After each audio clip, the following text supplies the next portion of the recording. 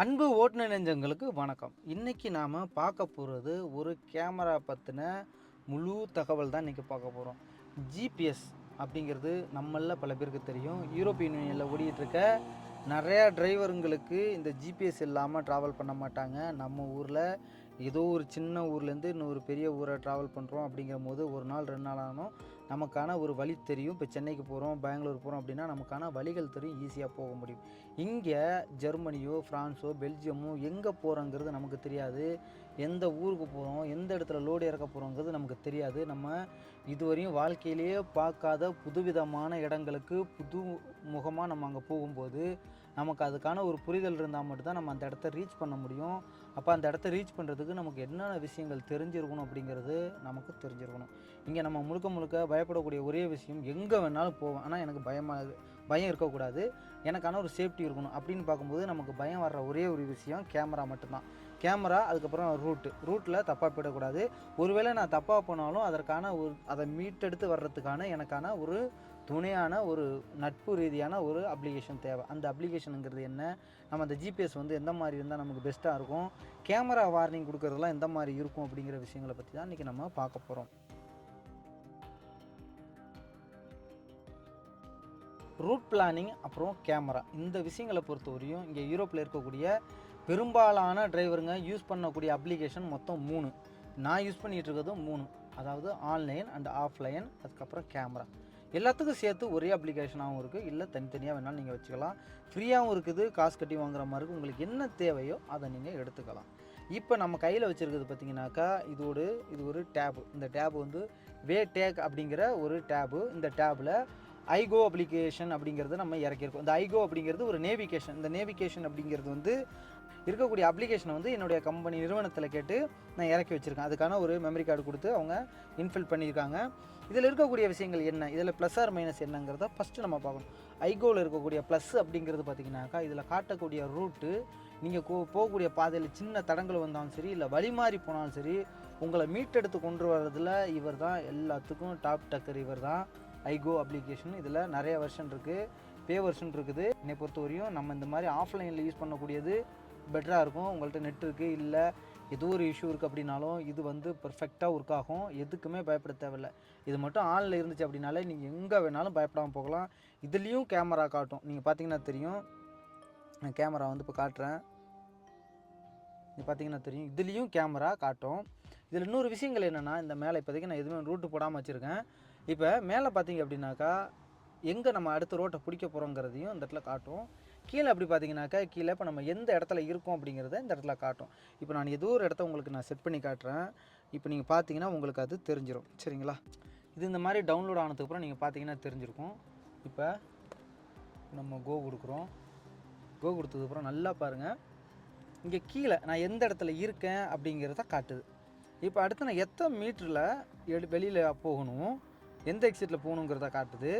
அடுத்து road number என்ன அப்படிங்கிறத காட்டுது. இதை வச்சு நம்ம தெரிஞ்சுக்கலாம், சரிங்களா? இது ரெட்டு இந்த மாதிரி காட்டும்போது நம்ம அந்த ரோட்டோட பிளானிங் எல்லா விஷயத்தையும் நம்ம தெரிஞ்சுக்க முடியும். அதுபோக நம்ம எத்தனை மணிக்கு ரீச் ஆகும், அந்த டூரேஷன் டைம் என்ன அப்படிங்கிற எல்லா விஷயங்களையும் இதில் வரும்.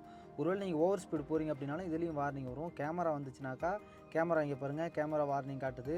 நம்ம எந்த இடத்துல போயிட்டுருக்கோன்னு காட்டுது. எந்த மாதிரி போகணுங்கிற ஒரு பர்ஃபெக்டான பிளானிங்கை கொடுக்கக்கூடியது தான் ஐகோ அப்ளிகேஷன். என்னையை பொறுத்தவரையும் ஒரு ஆஃப்லைனுக்கு என்னையை பொறுத்தவரை சூப்பரான அப்ளிகேஷன் அப்படின்னா ஐகோ தான். இந்த ஜிபிஎஸ்ஸில் வாங்கி நீங்கள் ஐகோ இன்ஃபில் பண்ணிக்கிட்டீங்க அப்படின்னா நீங்கள் பயப்படாமல் போகலாம். யாரையும் நீங்கள் கேட்க வேண்டிய அவசியமே இல்லை. இது காட்டக்கூடிய ரூட்டை வச்சு போய்கிட்டே இருக்கலாம்.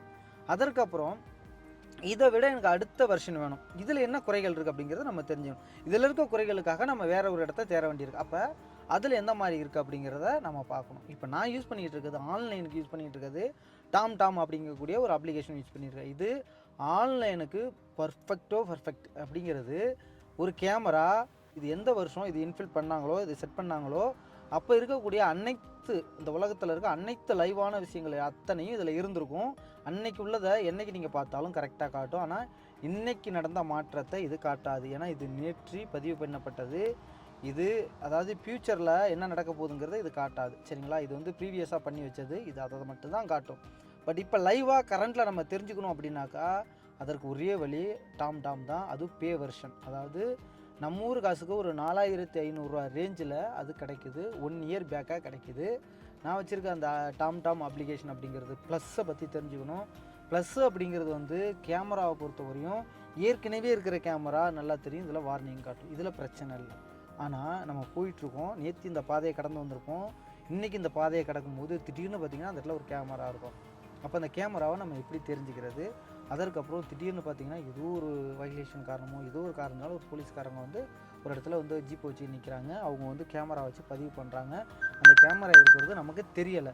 தெரியாமல் நம்ம அதே இடத்துல அதே ஸ்பீடு வந்து வேகத்தை குறைச்சிருக்காங்க, நமக்கு தெரியலை அப்படின்னா கட்டாயம் பெனால்ட்டி ஹெவியாக இருக்கும். அப்போ அந்த விஷயங்களை கூட டாமில் புதுசாக ஒரு போலீஸ்காரங்க வந்து நிற்கிறாங்க, இந்த இடத்துல நிற்கிறாங்க, இந்த மாதிரியான கேமரா வச்சுருக்காங்க, இவ்வளோ தான் ஸ்பீடு அப்படிங்கிறத சைடில் பார்த்திங்கன்னா வார்னிங் ப்ளஸ் வந்து நோட்டிஃபிகேஷனோட ஒரு பீப் சவுண்டோடு வந்துடும். அப்போ நீங்கள் கவனிக்காமல் போனாலும் அந்த பீப் சவுண்டுங்கிறது உங்களை அலர்ட் பண்ணும். அதை வச்சுக்கிட்டு அந்த இடத்துல நீங்கள் சரியான வேகத்தில் கடக்க முடியும். அப்போ இந்த விஷயங்களை நீங்கள் தெரிஞ்சுக்கணும். எல்லா இடத்துலையும் நம்ம ரூல்ஸ் அண்ட் ரெகுலேஷனை கடைப்பிடிச்சு தான் போகிறோம், கடைப்பிடிச்சு தான் பார்க்குறோம். திடீர்னு சில இடங்களில் வாகனங்கள் நீங்கள் க்ரூஸில் போகும்போது 80 தான் அளவுடனே 80 செட் பண்ணியிருப்பீங்க, டக்குன்னு ஒரு பாலத்துலேருந்து கீழே இறக்கும் போதோ சில இடங்களில் வந்து அதான் அசெண்ட் டிசெண்டுமோ அந்த மாதிரி இருக்கக்கூடிய பள்ளமாக இருக்கக்கூடிய பகுதியில் 6% 12%லாம் வரும். இப்போ நீங்கள் 80ல் செட் பண்ணியிருந்தாலும் வண்டி ஆட்டோமேட்டிக்காக 90க்கு போகும். அப்போ அந்த இடத்துல வேக கட்டுப்பாடுங்கிறது 60 இருக்குது இல்லை 80 இருக்குது அப்படின்னா கட்டாயம் பெனால்ட்டிக்கு வரும், இல்லை போலீஸ் வந்து நின்னாலும் உங்களுக்கு பெனால்ட்டிக்கு வரும். இந்த விஷயங்கள்லேருந்து நம்ம தப்பிக்கிறதுக்காக யூஸ் பண்ணக்கூடியது டாம் வந்து ரொம்ப சூப்பராக இருக்கும். எனக்கு கிட்டத்தட்ட நம்ம ஊர் காசுக்கு இது வரையும் ஒரு 5 லட்ச ரூபாய்க்கு மேலே மிச்சம் பிடிச்சி கொடுத்துருக்கு. இல்லைனாக்கா ஏகப்பட்ட கேமரா நான் வாங்கியிருந்திருப்பேன். என்னை தப்பிக்க வச்சதே டாம் தான். எனக்குன்னு மட்டும் கிடையாது, நிறைய டிரைவருங்களை கேளுங்க, யூரோப்பியனில் ஓடக்கூடிய டிரைவருங்களை கேளுங்க, எல்லாருடைய சாய்ஸாக இருக்கக்கூடியது டாமாக தான் இருக்கும்.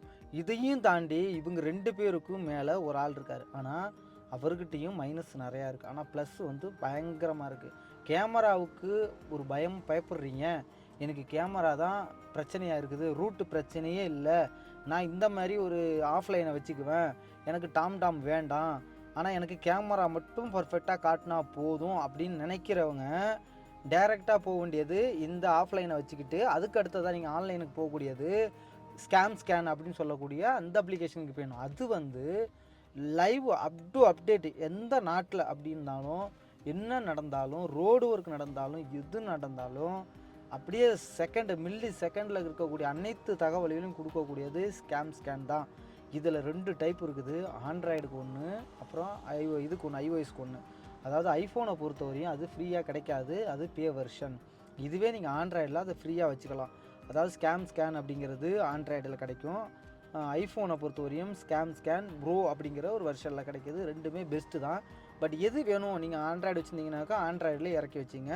இதில் வந்து ஒரு அப்ளிகேஷன் மட்டும் தான் யூஸ் பண்ண முடியும். அது பேக்ரவுண்டாக நம்ம ஸ்கேனரை இறக்க முடியலை, ட்ரை பண்ணி பார்த்தேன், முடியலை. ஏதாவது ஒரு அப்ளிகேஷன் தான் இந்த டேப்பில் ஒர்க் ஆகுது. இதே நீங்கள் மொபைலில் டாமும் வச்சுக்கலாம், இந்த நீங்கள் ஸ்கேனரும் வச்சுக்கலாம். ஸ்கேனரை ஆன் பண்ணி வச்சுட்டு நீங்கள் டாம் ஆன் பண்ணிவிட்டு லைவாக போகிறீங்க அப்படின்னா, அங்கே ஏதாவது இஷ்யூஸ் நடக்குது அப்படின்னா இதுவும் ஆக்டிவேட் ஆகும், அதுவும் ஆக்டிவேட் ஆகும்.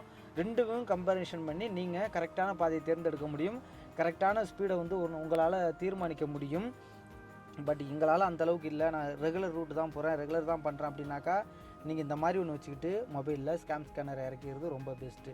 இதில் வந்து சில நேரங்களில் வழி தட்டி போகும்போது உங்களை வண்டியை யூட்டர்ன் பண்ணி வைக்கணும் அப்படின்னாக்கா இது வந்து என்ன பண்ணணும் சில இடத்துல அப்படின்னா 7.5க்கு மேலே இல்லாட்டினாலும் சின்ன ரூட்டை சில நேரங்களில் காமிக்கும். எதுக்காகனா உங்களை எப்படியாவது எடுத்து கொண்டாந்து பைபாஸில் விட்டணும், நம்மளால் விட்டுறக்கூடாதுங்கிறதுக்காக இது வந்து உங்களை கை கொடுக்கறதுக்காக சில நேரங்களில் சந்து போந்த காமிக்கவும் சான்ஸ் இருக்குது. அதாவது 100க்கு 1% சில நேரங்களில் தவறுகள் நடக்கும் இதில்.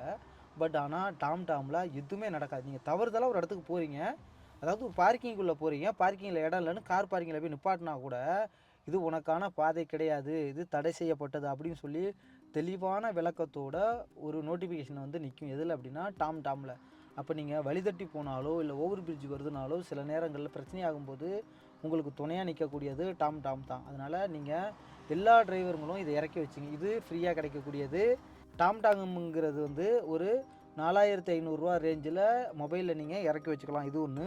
இது போக ஸ்கேனர் அப்படிங்கிறது ஃப்ரீயாகவும் கிடைக்கிது, பே வெர்ஷனாகவும் கிடைக்கிது. நீங்கள் எந்த மாதிரி விரும்புகிறீங்களோ அந்த மாதிரி அப்ளிகேஷனை வச்சிங்க.